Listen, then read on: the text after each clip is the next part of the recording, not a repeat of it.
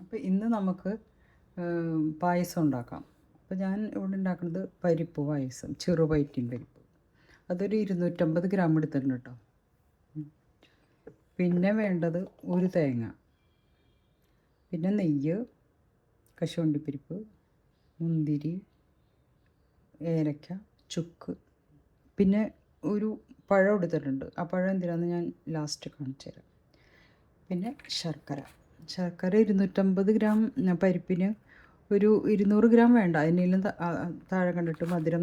ചിലർക്ക് നല്ല മധുരം വേണം, മധുരം അതനുസരിച്ച് ഇടാം. നമുക്ക് ശർക്കര ഉരുക്കിയെടുത്തിട്ട് ബാക്കി പുറകെ കാണാം. ആദ്യം നമ്മൾ പരിപ്പ് കഴുകി നല്ലപോലെ കഴുകിയിട്ട് അരിപ്പയിൽ വെള്ളം പോകാൻ വയ്ക്കുക. എന്നിട്ട് പരിപ്പിനെ നമ്മൾ നെയ്യിൽ ഫസ്റ്റ് ഒന്ന് വറുത്തെടുക്കുകയാണ്. അതാണ് ഫസ്റ്റ് ചെയ്യണത് കേട്ടോ. അപ്പോൾ പരിപ്പ് കഴുകിയിട്ടെ ഇവിടെ പരിപ്പ് പായസത്തിന് ഫസ്റ്റ് സ്റ്റെപ്പ് ഇതാണ് കേട്ടോ. നെയ്യ് ഇച്ചിരി ഒഴിക്കണു, 2 ടീസ്പൂൺ.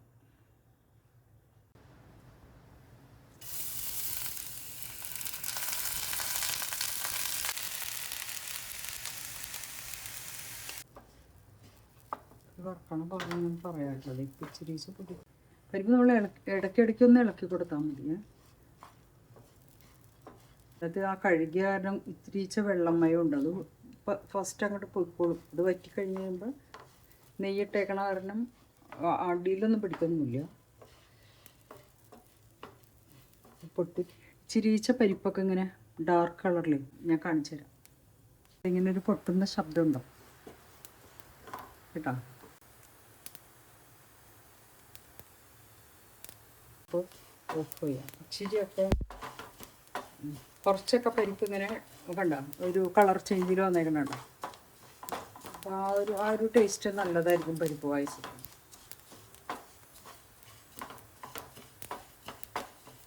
മതി, നമുക്ക് കുക്കറിലേക്ക് ഇടാം കേട്ടോ.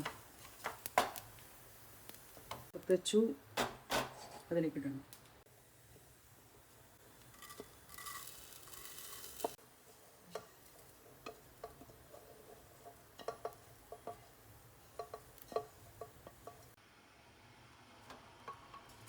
ഈ ഒരു പാകം കണ്ടോ, കുറച്ച് ഡാർക്കും കുറച്ച്.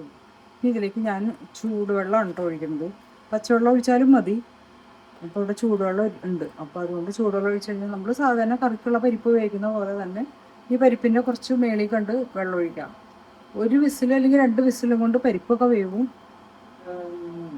എന്നിട്ട് ഓഫ് ചെയ്യാം. എന്നിട്ട് നോക്കാം പരിപ്പ് വെന്തിട്ടില്ലേന്ന് നോക്കാം. 2 വിസിൽ മതി.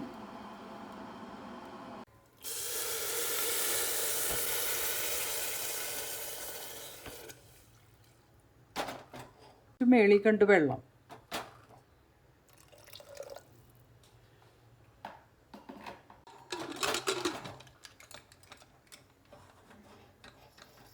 വിസിൽ മതി. സ്റ്റവ് ഓഫ് ചെയ്യും. പരിപ്പ് പോകുമ്പോഴത്തേക്ക് നമുക്ക് ശർക്കര ഉരുക്കിയെടുക്കാം.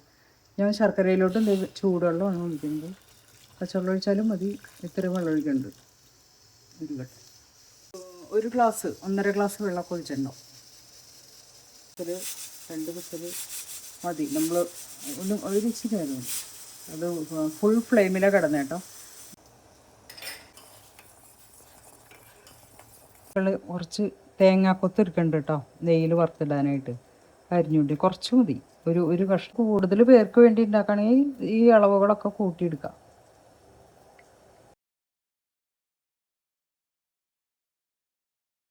ഉരുളി അടപ്പത്ത് വെച്ചു. കുറച്ച് നെയ്യ് അതിലേക്ക് ഒഴിക്കുന്നുണ്ട്. കുറച്ച് മതി, ഒരു ടേബിൾ സ്പൂൺ. എന്നിട്ട് നമ്മുടെ പരിപ്പിനെ കണ്ടോ, നമ്മുടെ പരിപ്പ് ഒരു വിസിൽ 2 വിസിൽ ഫ്ലെയിം കൂട്ടിയിട്ടിട്ടാണ് കേട്ടോ വെച്ചത്. വെന്തു സാധനം. ഇത്ര ഉള്ളു വേവ്.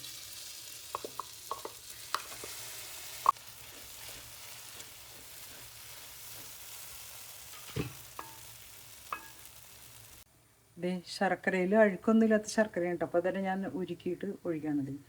ഒരു 1.5 ഗ്ലാസ് ഉണ്ടാവും.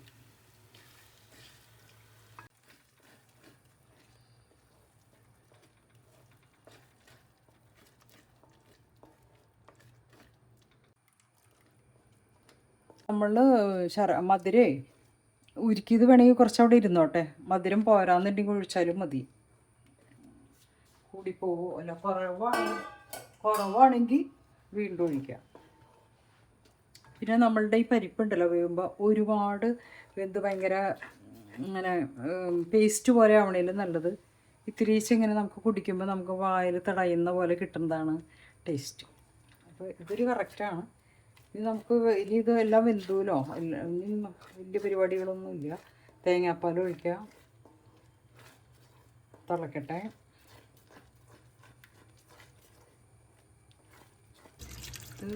ഒരു തേങ്ങയാണ് എടുക്കണമെന്ന് ഞാൻ പറഞ്ഞല്ലോ.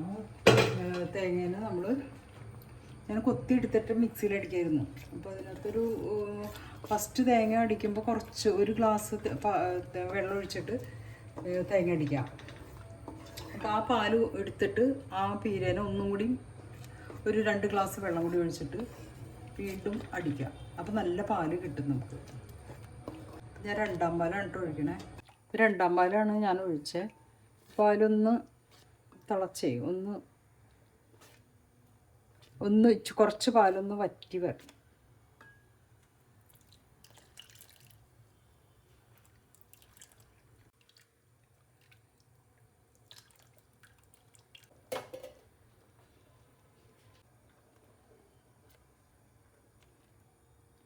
ഇതിൻ്റെ മധുരം പാകണമെന്ന് നോക്കാം.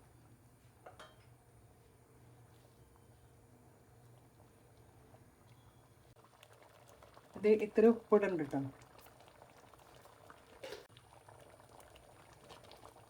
പരിപ്പിന് ഇങ്ങനെ കോരുമ്പോൾ ഇങ്ങനെ ചെറിയ തെളിതെരുപ്പായിട്ട് കാണുന്നു. ചുക്കും ഏലക്കായും പൊടിച്ചത് അതിടാം.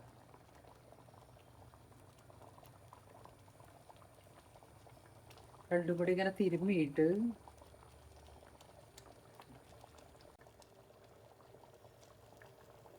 കിട്ടാലേ നമ്മുടെ ഈ പരിപ്പ് കഴിക്കുമ്പോൾ ചിലർക്ക് വയറിന് സുഖമില്ല എന്നൊക്കെ പറയും. അപ്പോൾ ചുക്ക് ഇട്ട് കഴിഞ്ഞാൽ ആ പ്രോബ്ലം ഉണ്ടാവില്ല. നല്ല ടേസ്റ്റുമാണ്. ഞാൻ തലപ്പാൽ ഒഴിക്കണ്ട.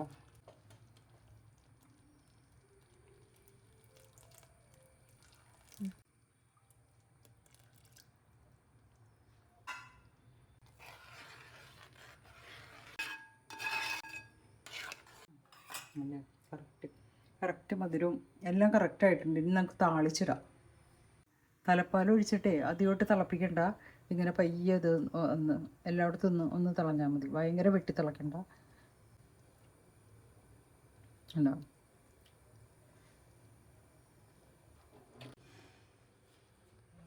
നെയ്യ് ഒഴിക്കാം കേട്ടോ. തേങ്ങാക്കൊത്ത് വറുത്ത്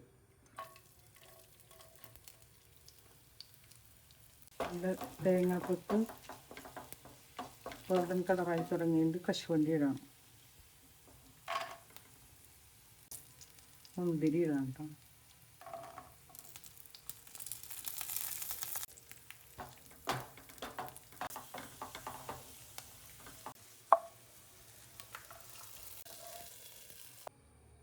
അത് ഈ നെയ്യിൽ തന്നെ വറുക്കാൻ.